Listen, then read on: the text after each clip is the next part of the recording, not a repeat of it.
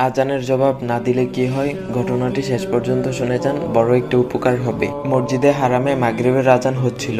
আমি তখন হারাম শরীফের ছাদে কোনো মতে দৌড়ে গেলাম অজু করতে, যাতে ভিড় থেকে বাঁচতে পারি। আমি অজু করছি, পাশে একজন নুরানি চেহারায় একজন আরবি সাহেব আজানের জবাব দিচ্ছিলেন। তখন আমার অজুও শেষ, এদিকে আজানও শেষ। আমি চলে আসছিলাম, এমন সময় ওই আরবি সাহেব আমাকে ডেকে বললেন, ইয়া ওলাদা, তুমি কি আরবি বুঝো? তখন আমি হাসূচক মাথা নাড়ালাম।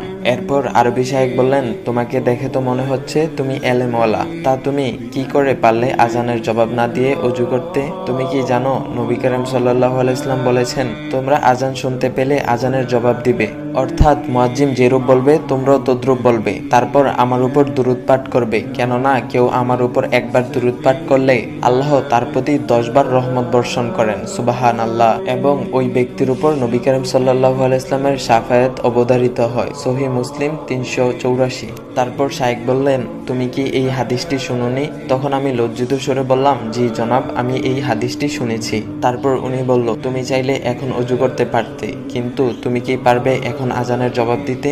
বলো তো, এখন কি পারবে তুমি আজানের জবাব দিতে? তার মানে তুমি নবী করিম সাল্লাল্লাহু আলাইহি ইসলামের শাফায়াত পাওয়ার একটা সম্ভাবনা হারিয়ে ফেলেছো। এই কথাটা শোনার পর কলিজাটা মোচড় দিয়ে উঠেছিল। আমাদের সব আমল রবের কাছে কবুল হয় না, কিছু কিছু হয়, আবার কিছু কিছু হয় না। হয়তো আজকের আজানের জবাবটা আল্লাহ কবুল করে নিত।